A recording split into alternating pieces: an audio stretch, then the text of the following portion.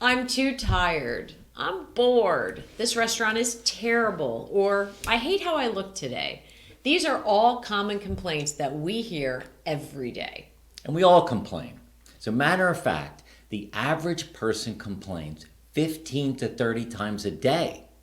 And as we get older, those numbers go up. Hence the cliche grumpy old person. No, not grumpy old man. Not Okay. going to happen. Grumpy old person.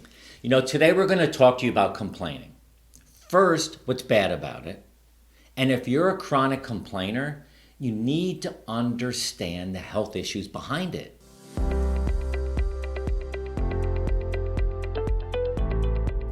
And then we're going to give you six strategies that you can implement to complain less. I'm Jody, and this is my husband Mark, and we hope you're enjoying our videos. If you're getting value, hit the subscribe and like buttons below so more people get exposed to our content. Now here's a couple of concerns we found out. First, chronic complaining causes an increased release of cortisol. Now this impairs your immune system, which in turn puts us more at risk of heart disease, high cholesterol, Diabetes, obesity, stroke. And the other thing we found, continued complaining is toxic. It's time consuming, and it's emotionally and physically taxing on you and those around you. There is a story of a wise man that we found, and he's sitting on his throne, and people have been coming to the wise man every day complaining about the same problems day after day after day. And then one day, he told them a joke, and everybody roared in laughter. And then after a couple of minutes, he told them the same joke, and only a few of them smiled. When he told the same joke for the third time, no one laughed. So the wise man smiled and said, "You can't laugh at the same joke over and over, so why are you always crying to me about the same problem?" The point here is that complaining a lot really doesn't yield a positive result.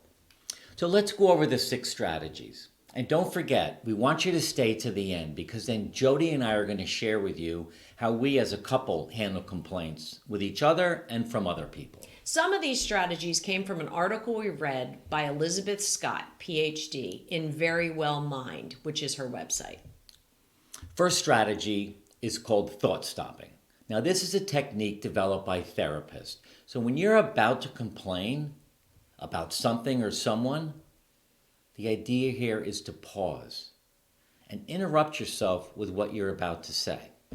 During that brief pause, you can either move on or rethink what you wanted to say and why are you really complaining about it? And finally, does it really matter? In other words, start becoming aware of when you're complaining. Maybe even keep track of it during a day or a week. You might be surprised. So strategy number 2 is journaling. And if you're following us, you're going to hear us talking about journaling a lot because it has a tremendous power to affect how we think, how we imagine our circumstances, and really how we act.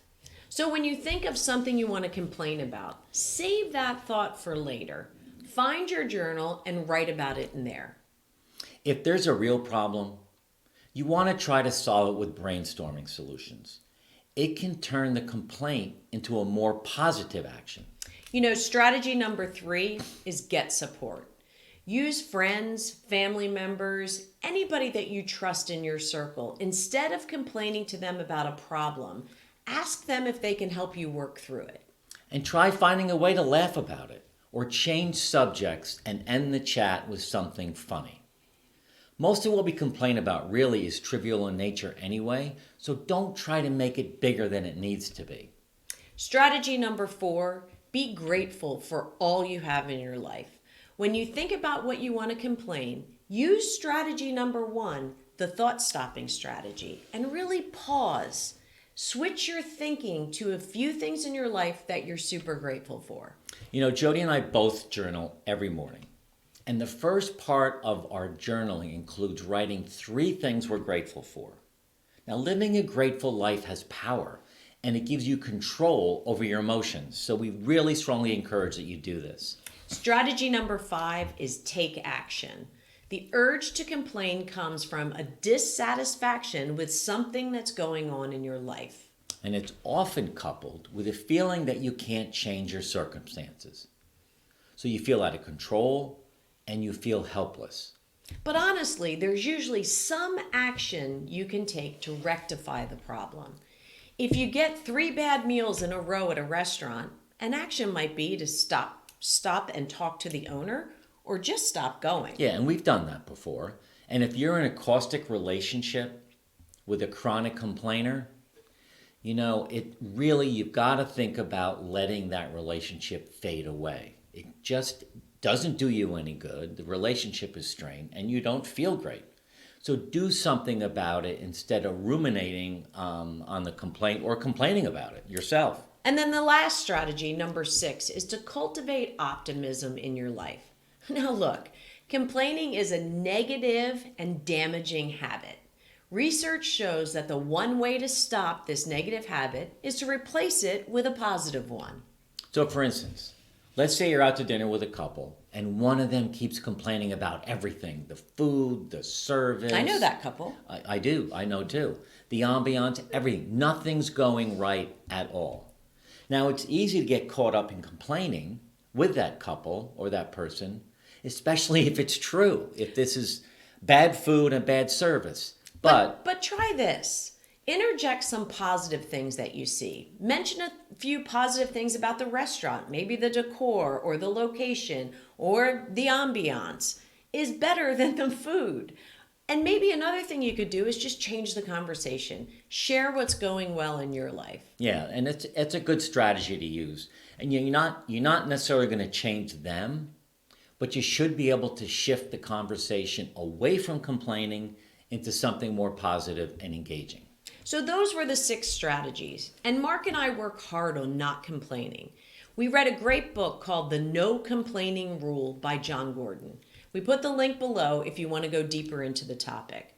In our relationship, we really try not to allow complaining, or at least we discourage it. Yeah, and I think that's really important. We talk about this a lot because we know the negative effects that it has on us and on each other. So when we have something to complain about, here is what we do. We have 3 questions we use. So if I were to complain to Jody about something, you would ask me. I would say, what can you do to change the situation, problem, or issue? Right. And usually there's 1 or 2 things that you could do. Some are immediate actions. Right. Some are long-term. And some could just be that you just want to vent and you let it go, and then you don't obsess about it. We don't. So we introduce a complaint in a different way to each other. We talk about a problem we're having or something that we're noticing, and we say, hey, I want to talk to you about something, and I want to find a way to fix it. So right off the bat, we're doing that. So the other question is, if Jody complains to me about something, my question to her could be, what can I do to help change the situation, problem, or issue that you're having? And again, like the first one, there's going to be an immediate action or a long-term solution. But really what I'm saying in the beginning is, how can I help you solve this problem? Right. And it's really the same process that we go through. And then the third thing we do is we challenge each other to really visualize what's the complete opposite of the complaint look like, or what does it feel like, or what would the outcome be if it was the complete opposite. So that helps us get to the other side of the thinking and really start to break through and find those solutions. So I think the thing that Jody and I do, and we've worked on this for years, is we really don't complain. We work through things that are bothering us, things that we see, things that we want to fix. So and bring them up in a kind and caring way. Yeah, and I'm so good at this part, right? The kind and caring. Yes. Why are you making a face? I'm not making a face. Now look, some people complain more than others. We know that. We also know it's not healthy. And we hope we've given you some ways to get control over how much you complain. Try to keep track of the number of complaints you have in a day. Keep a mental or written diary of the complaints in your life, and then try the 3-question quick fix at the end. That will help you stop your complaining. Now, if you enjoyed this video, please share it with your friends. And please subscribe by clicking the subscribe button below and also hit the like button. And finally, join our free Facebook community. The link is in the notes below. Thanks for listening, and we look forward to being with you again soon.